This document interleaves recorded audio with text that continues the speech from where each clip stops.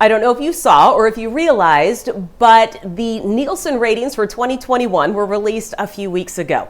And no surprise, sports dominated that list. Although even I was surprised by how dominant sports was.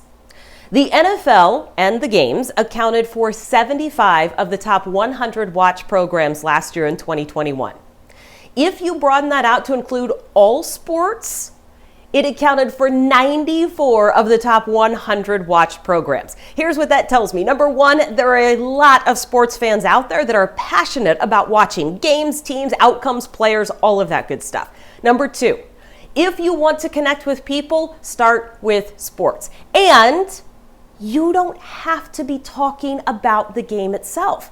You can use sports to springboard into a lot of different conversations. And if you don't want to talk about any of it, then I would invite you to look for leadership and communication lessons that are very evident every time there is a game on TV.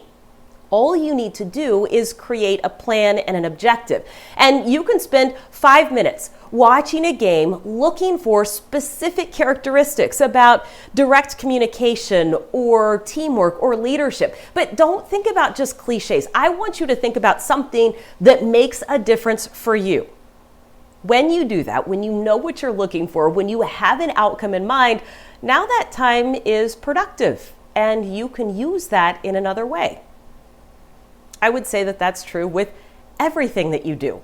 If you have a plan for your time and an objective that you are trying to reach, well, it makes everything more productive.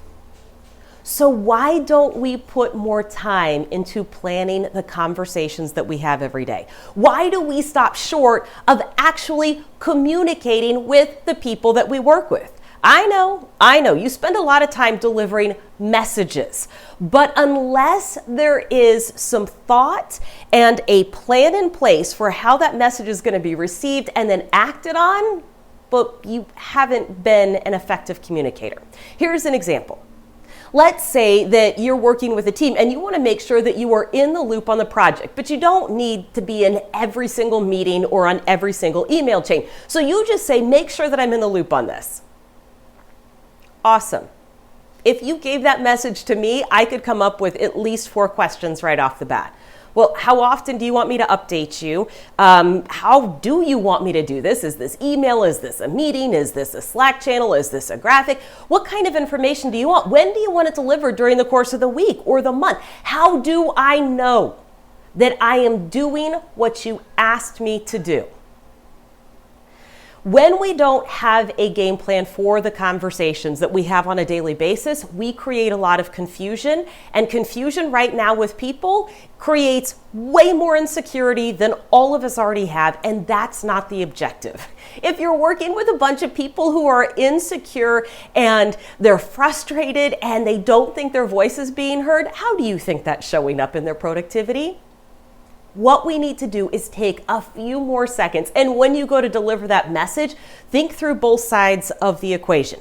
Make sure that your instructions have clarity to them. And if this is something that you haven't considered at all, I don't blame you. They usually don't teach these things. You don't come up with a game plan for how your team communicates with you, but I do. So if you would like to participate in a training coming up at the end of February, go to the website, talksportytome.com. On the courses page, just scroll down just a teeny tiny bit and it's going to be right there. It's a communication game plan. It is to make sure that you give your team what they need to communicate effectively with you. It's going to solve a lot of problems. And if all else fails, and even if it doesn't, go back to sports anyway.